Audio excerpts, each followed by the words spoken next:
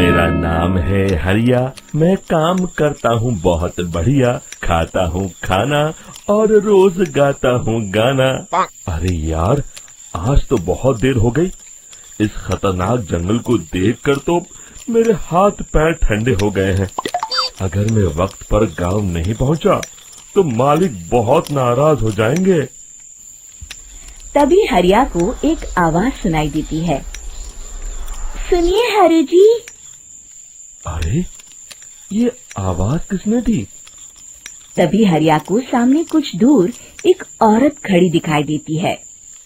अरे भाई, ये औरत अकेली इतनी रात को इस जंगल में क्या कर रही है? चलकर पूछना पड़ेगा। फिर हरिया अपनी बैलगाड़ी उस औरत के सामने लाकर रोक देता है और उससे पूछता है। अरे सुनिए, आप इतनी रात को इस खतरनाक जंगल में अकेली क्या कर रही हैं? तभी वो औरत मीठी आवाज में कहती है, अरे हरु जी, आप आ गए। मैं कब से आपका इंतजार कर रही थी। वैसे तो यहाँ से काफी लोग गुजर चुके हैं, लेकिन मैं खास आपका इंतजार कर रही थी। अच्छा, तुम सच कह रही हो?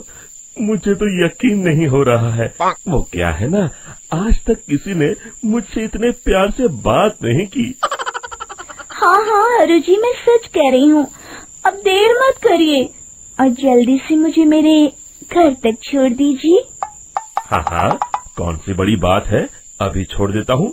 आप मेरे पीछे बैलगाड़ी में बैठ जाइए और मुझे रास्ता बताते चलिए। फिर वो औरत हरिया की बैलगाड़ी में बैठ जाती है और हरिया बैलगाड़ी हाँकता हुआ आगे चल पड़ता है। फिर उस औरत के बताए हुए रास्ते पर चलते चलते हरिया बैलगाड़ी लेकर एक काली गुफा के आगे आकर रुक जाता है। हरिया उस औरत से पूछता है, हाँ देवी जी, आपका घर कहाँ है? यहाँ तो एक गुफा के अलावा और कुछ नहीं है। तभी अचानक वो औरत हवा में उड़ने लगती है। देखते ही देखते उसका सुंदर रूप एक डरावनी चुड़ैल में बदल जाता है और वो जोर जोर से हंसती है। अरे तू तो एक नंबर का बेवकूफ निकला। तू तो बड़ी आसानी से मेरी बातों में आ गया। अरे मर गया रे, ये तो एक चुड़ैल है। हे भगवान बचा ले, ये तो बड़ी डरावनी दिखाई दे रही है। और फिर अगले ही पल हरिया की बैलगाड़ी में रखा सारा सामान हवा में उड़ता हुआ उस काली गुफा के अंदर चला जाता है और वो चुड़ैल भी उस गुफा के अंदर जाकर कहीं गायब हो जाती है। हरिया ये नजारा देख बुरी तरह घबरा और परेशान हो जाता है। अरे, ये चुड़ैल तो मेरा सारा सामान लेकर गुफा में गायब हो गई। अब क्या होगा? अगर मैं गांव खाली हाथ गया तो मालिक मेरी अच्छी खबर लेंगे। मेरी इस बात का कोई यकीन भी नहीं करेगा। फिर आखिर वही हुआ। हरिया के मालिक चंपक सेठ को हरिया की किसी भी बात पर रत्ती भर भी यकीन नहीं हुआ। चंपक सेठ को लगा हरिया झूठ बोल रहा है और उसने ही लालच में आकर सारा सामान हड़प कर लिया है। फिर हरिया को बेईमान समझकर चंपक सेठ उसे काम से निकाल देता है। अगले दिन अपनी दुकान में परेशान बैठा चंपक सेठ गुस्से में बड़बड़ाता है। अरे, दुकान में तो सामान बिल्कुल भी नहीं है। अब मुझे ही शहर जाकर सामान लाना होगा। फिर वो अपनी बैलगाड़ी लेकर शहर चला जाता है। शहर से सामान लेकर जब चंपक सेठ वापस गांव लौट रहा होता है, तभी उसे एक आवाज सुनाई देती है। चंपक जी, ओ चंपक जी। अरे, ये तो कोई मेरा नाम लेकर मुझे पुकार रहा है। फिर उस रास्ते में वही औरत खड़ी दिखाई देती है। फिर क्या था, हरिया की तरह चंपक सेठ भी उस औरत के पास अपनी बैलगाड़ी लेकर जाता है और वो भी उसकी चिकनी चुपड़ी बातों के मुंह जाल में फंस जाता है।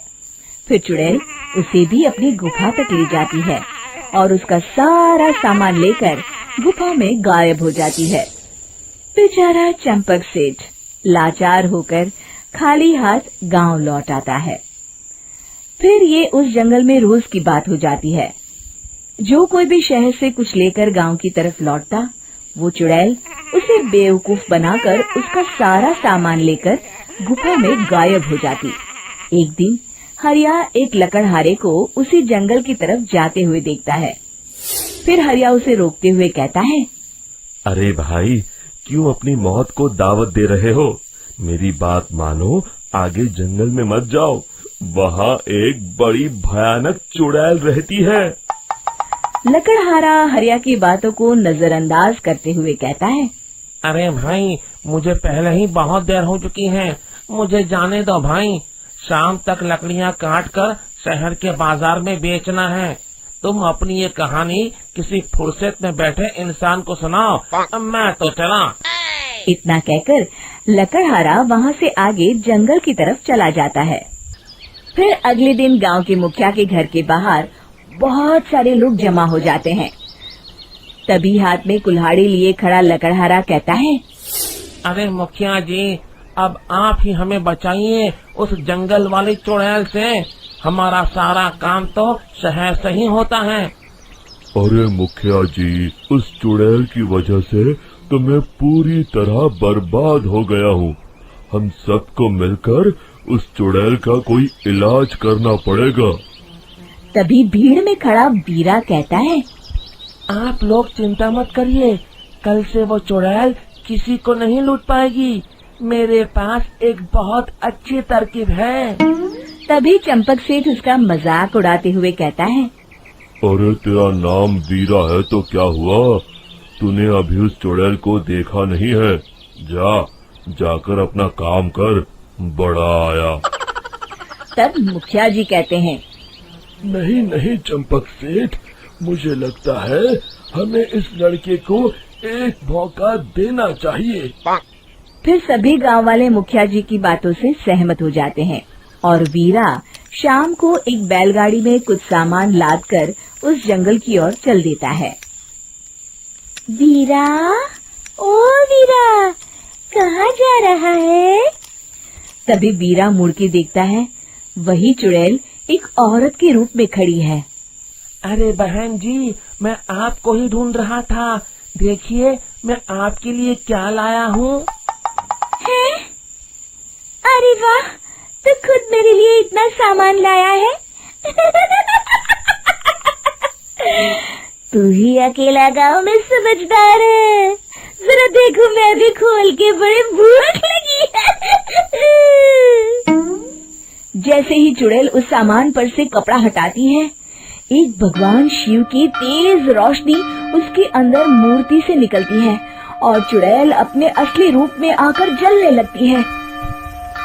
अरे मैं जल रही हूँ, बचाओ! बचाओ! ओम नमः शिवाय, मर गई मैं! देखते ही देखते वो चुड़ैल राख के साथ उड़ जाती है और सभी गांव वाले भी वहां जाते हैं। शिक्षा बुराई पे सदा अच्छाई की ही जीत होती है।